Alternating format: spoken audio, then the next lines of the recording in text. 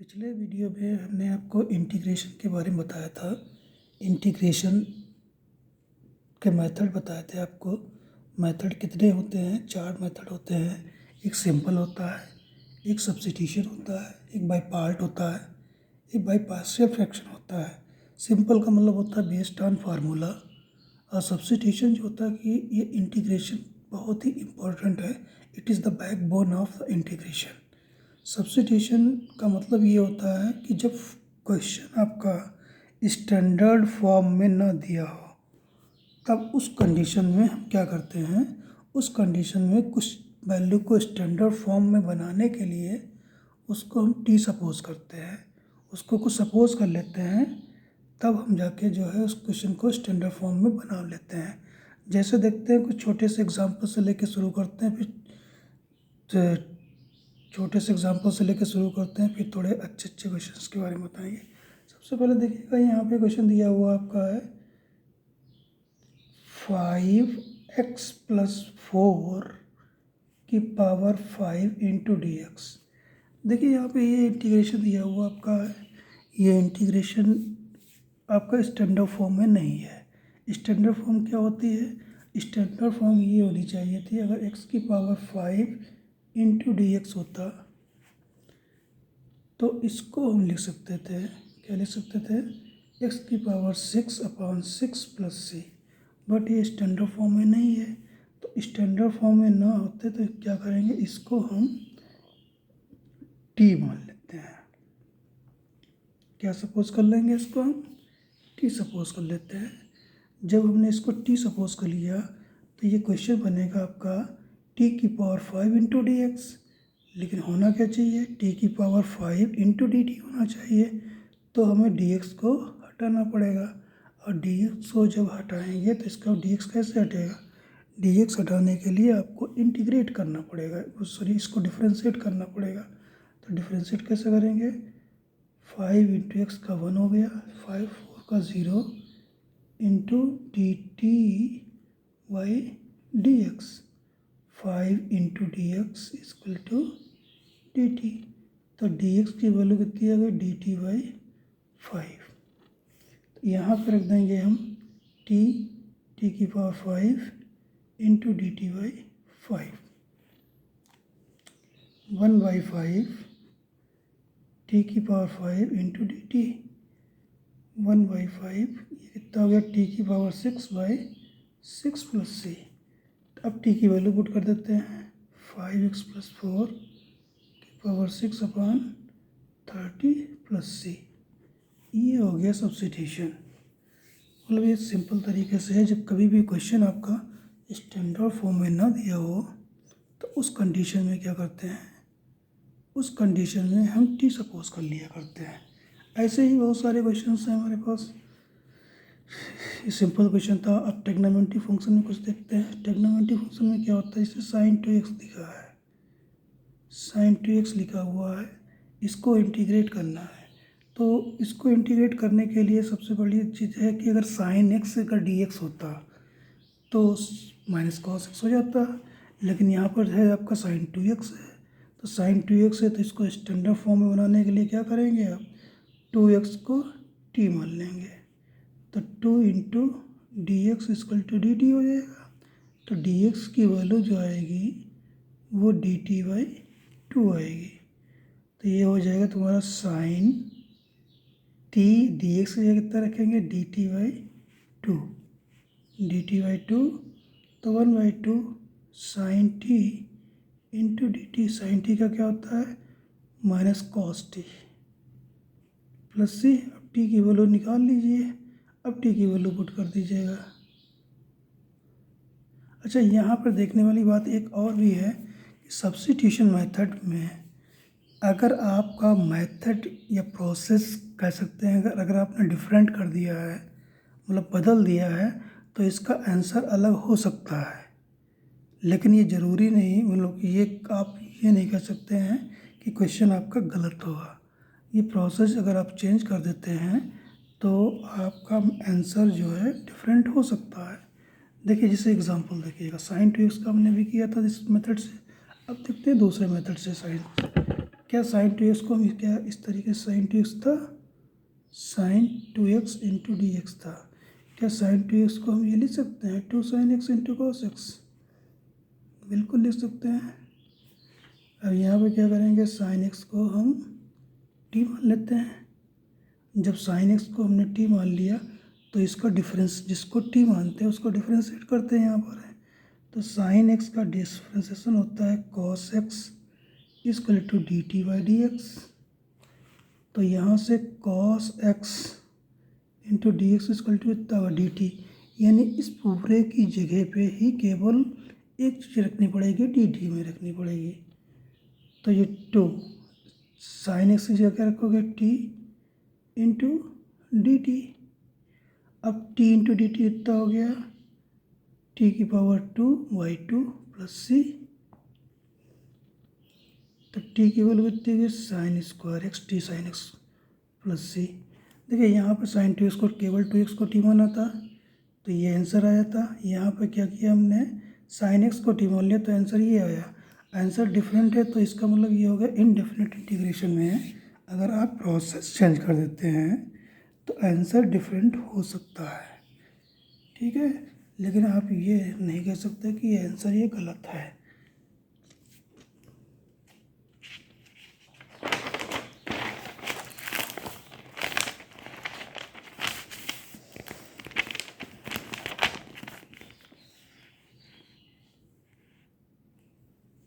उसके बाद देखते हैं टॉपिक नेक्स्ट है आपका, जैसे दिया हुआ है ई की power X into 1 plus x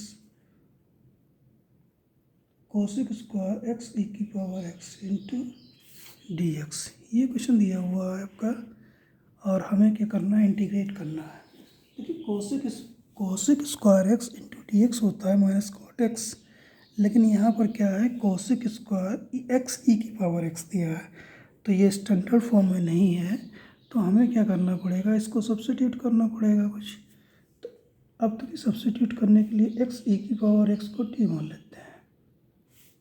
तो ये कितना हो गया, इसमें दो फंक्शन दिए हैं तो आपको लगाना पड़ेगा, डिफ्रेंशिएट करेंगे यहाँ पर। तो डिफ्रेंशिएट करने के लिए कौन सा लगाएंगे, प्रोडक्ट रूल लगाएंगे। प्रोडक्ट रूल क्या होता है, फर्स्ट इंटू सेकेंड का differentiation plus second into first का differentiation equal to D T by D X. ये हो जाएगा ई की पावर एक्स, ये ई की पावर एक्स, एक्स का differentiation 1 equal to D T by D x हो गया। इसमें एक्स प्लस 1 इंटू ई की power x d x equal to D t, यानी इस पूरे की जगह पे केवल हमको डी टी रखना पड़ेगा। तो देखिए इसको लिख सकते हैं कॉसिक स्क्वायर एक्स ई की पावर एक्स इंटू ई की power X into 1 plus x into D x. इस पूरे की जगह क्या लिख सकते हैं, केवल डी टी लिख सकते हैं। तो ये cosec square T into D T, और cosec square T D T इतना होता है minus cot T plus C. ना एक्स की पावर एक्स प्लस सी, ये हो गया हमारा सब्स्टिट्यूशन मेथड से। अच्छा कुछ और भी देखते हैं क्वेश्चन।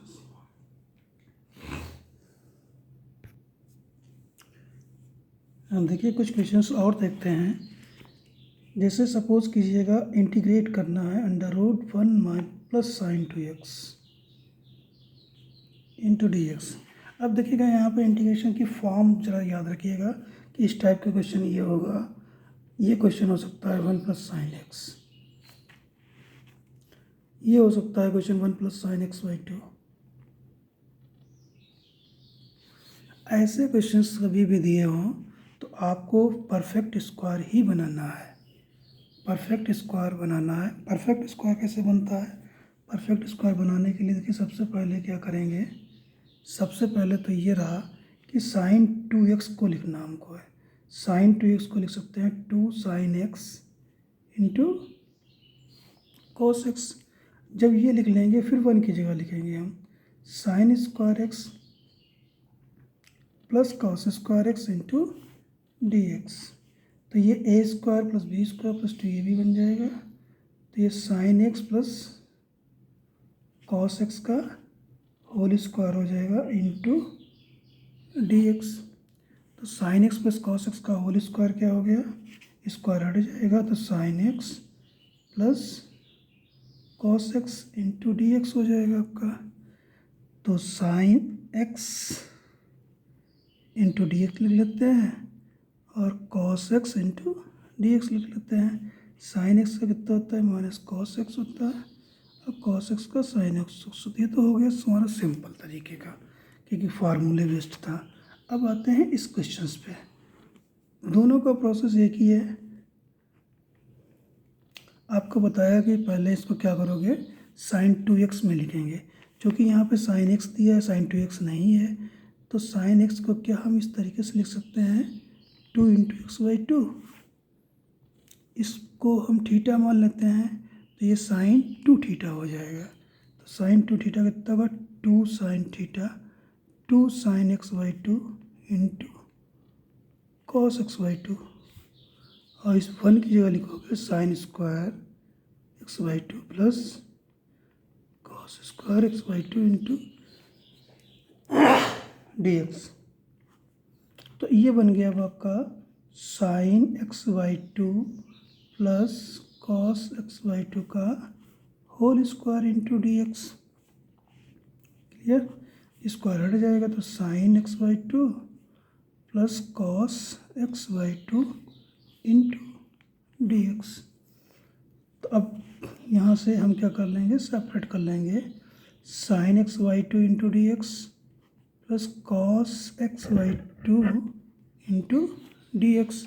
अब देखिए क्वेश्चन स्टैंडर्ड फॉर्म में नहीं हमारा है, तो क्या करना पड़ेगा, हमें इसको टी मानना पड़ेगा। तो एक्स बाई 2 को क्या कर लेते हैं, टी मान लेते हैं। तो एक्स की वैल्यू कितनी आएगी, 2t। अब जिसको टी माना उसको डिफ्रेंशिएट करेंगे, तो एक्स का differentiation 1 into D x equal to 2dt आएगा। तो डी एक्स की वैल्यू क्या लिखोगे आप, 2dt लिखेंगे।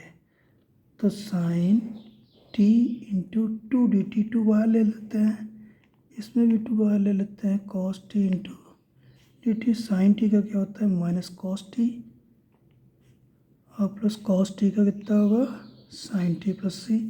अब आप चाहो तो टी की वैल्यू रख देते हैं, 2 sine x by 2 plus C. ये प्रोसेस हो सकता है। ऐसे ही question 2 sine 1 plus sine x by 2 दिया है, इसको तोड़ लेंगे हम 2 साइन एक्स बाई 4 में। सेम प्रोसेस से लगेगा क्वेश्चन आपका। देखिए सब्स्टिट्यूशन या इंटीग्रेशन में अच्छी तरीके से क्वेश्चन करने के लिए आपको परफेक्ट होना, अगर इंटीग्रेशन बाई सब्स्टिट्यूशन में है, तो सबसे पहले आपको ये चीज़ें याद रखनी पड़ेंगी कि क्वेश्चन की फॉर्म क्या है और ये क्वेश्चन किस तरीके से हमारा लगेगा। जब तक आपको फॉर्म क्लियर नहीं है तब तक आप परफेक्ट नहीं हो सकते इंटीग्रेशन में। फॉर्म का मतलब होता है क्वेश्चन किस टाइप का दिया है और किस प्रोसेस से करते हैं। जैसे भी बताया मैंने आपको, √1 प्लस साइन एक्स दिया है, अगर आपको फॉर्म नहीं पता होती तो क्वेश्चन कैसे लगा पाएंगे आप। तो इस तरीके से इंटीग्रेशन में मेन चीज़ होती है कि मेथड तो होता ही है, बाकी दूसरी चीज़ होती है फॉर्म भी पता होना चाहिए कि क्वेश्चन अगर दिया हुआ है तो ये किस फॉर्म से क्वेश्चन लगेगा। अब ज़रा देखते हैं कि जैसे 1 प्लस साइन एक्स की बात की होती है, 1 प्लस कॉस 2x की बात करते हैं। 1 प्लस कॉस 2x दिया हो या 1 माइनस कॉस 2x दिया हो, जब कभी क्वेश्चन इस तरीके से दिया हो तो एक ही प्रोसेस है, आपको 1 को रिमूव करना है। 1 को रिमूव करने के लिए cos 2x की ऐसी आइडेंटिटी लगाइए जिससे 1 कैंसिल हो जाए। तो cos 2x की कई सारी आइडेंटिटी हमारे पास हैं, लेकिन यहाँ पे cos 2x की आइडेंटिटी क्या लगाएंगे, 2 cos स्क्वायर एक्स माइनस 1 लगाएंगे ताकि हमारा ये कैंसिल हो जाएगा। और इसमें cos 2x की आइडेंटिटी कौन सी लगाएंगे, 1 माइनस 2 साइन स्क्वायर एक्स। तो देखिए 1 कैंसिल करने के लिए 1, इसको क्या लिखेंगे, 2 cos square x minus 1 into D X. ये 1 कैंसिल हो गया आपका। जब ये 1 कैंसिल हो गया तो ये क्या बचेगा, √2 cos स्क्वायर एक्स, तो √2 cos x into D x. Cos x का इंटीग्रेशन होता है साइन एक्स, तो √2 साइन एक्स प्लस सी हो गया आपका, ये आंसर हो गया। ऐसे दूसरे पार्ट में क्या करेंगे, दूसरे पार्ट में ये करेंगे 1 minus 2 sign square x into D x, तो 1 minus 1 plus 2 sign square x into D X, ये गया कैंसिल हुआ, तो ये कितना हो जाएगा √2 sign square x into D x, √2 sine x into D x, तो साइन एक्स का क्या होता है माइनस कॉस एक्स होता है, सी हो गया। ठीक है, इस तरीके से क्वेश्चन हमारे सब्स्टिट्यूशन मेथड से लगेंगे। कोई भी क्वेश्चन अगर आपका स्टैंडर्ड फॉर्म में नहीं दिया है, स्टैंडर्ड फॉर्म में बदलने के लिए हमें क्या करेंगे, इसको सब्स्टिट्यूट करेंगे। जिसे आपको इंटीग्रेट करना हो sin 2x plus 5/4 into D x, देखिए ये स्टैंडर्ड फॉर्म में नहीं है, तो अगर यहाँ पर क्या करेंगे, इसको अगर हम सपोज कर लें t है तो sin t बन जाएगा, फिर यहाँ पर dx की वैल्यू रख देंगे 2x π/4 इक्वल टू टी मान लीजिएगा 2 into D x equal to D T, तो डी एक्स कितना हो जाएगा dt/2 sign t into dt/2, तो 1/2 sine t into D T, और साइन टी का कितना होता है cos t plus c minus 1/2 cos t की वैल्यू रखिए 2x प्लस 5/4। अभी आपने देखे होंगे जो ट्रिग्नोमेट्री में केवल दो ही फार्मूले हैं स्टैंडर्ड। कौन कौन से फार्मूले स्टैंडर्ड हैं, एक साइन एक्स का होता है माइनस कॉस एक्स, और कॉस एक्स का इंटीग्रेशन होता है साइन एक्स। अब बचे 4 फार्मूले, आपका tan एक्स बचा, कॉट एक्स बचा, सेक एक्स बचा और कॉसेक एक्स बचा। ये फार्मूले जो हैं आपके सब्स्टिट्यूशन मेथड से आते हैं। सब्स्टिट्यूशन मेथड क्या होता है, देखिए कैसे आएंगे।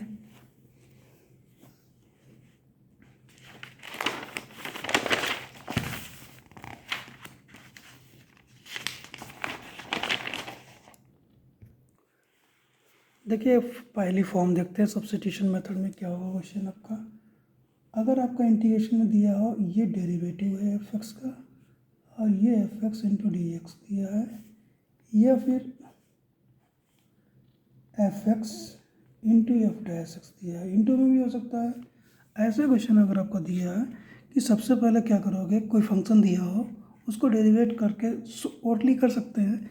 इस एफ एक्स का डेरिवेशन दिया है एफ डैश एक्स, ये ऐसे इंटू में दिया, तो क्या करेंगे यहाँ पर एफ एक्स को हम टी मान लेंगे, तो जिसको टी मानते हैं उसका डिफ्रेंशिएट करते हैं, f dash x into D x equal to D t हो गया।